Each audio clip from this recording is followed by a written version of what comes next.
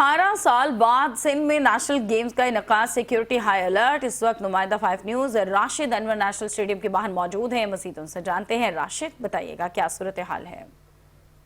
जी बिल्कुल, इस वक्त मैं मौजूद हूँ नेशनल स्टेडियम कराची के बाहर, जहाँ पर कल जो है नेशनल गेम होने जा रहे हैं और 18 साल बाद जो है सिंध में ये गेम होने जा रहे हैं, जिसका बाकायदा तौर पर कल chairman Pakistan Peoples Party Bilawal Bhutto Zardari अपने करेंगे। और इसमें 11,000 कमोवेश 11,000 से ज़ायद जो है ना खिलाड़ी और अरकान जो है इसमें शिरकत कर रहे हैं, जिसमें 32 मर्दों के जबकि 28 खवातीन के मुकाबले भी होंगे।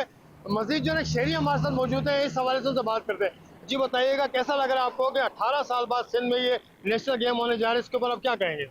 माशाल्लाह ऐसे इवेंट होने चाहिए गवर्नमेंट की तरफ से, जो मतलब नए यूथ को जो है जनरेशन करें, और उसके लिए बहुत से बेनिफिट हैं पाकिस्तानी में। ये इवेंट वगैरह होने चाहिए और उसके लिहाज से जो पाकिस्तान की तरफ सिक्योरिटी है माशाल्लाह, वो भी उसके इक़दाम बहुत अच्छे हैं और इसे हम माशाल्लाह मुतमईन हैं। और ये खेल की अफजाई होनी चाहिए, नौजवान यूथ के लिए फ़ायदेमंद है।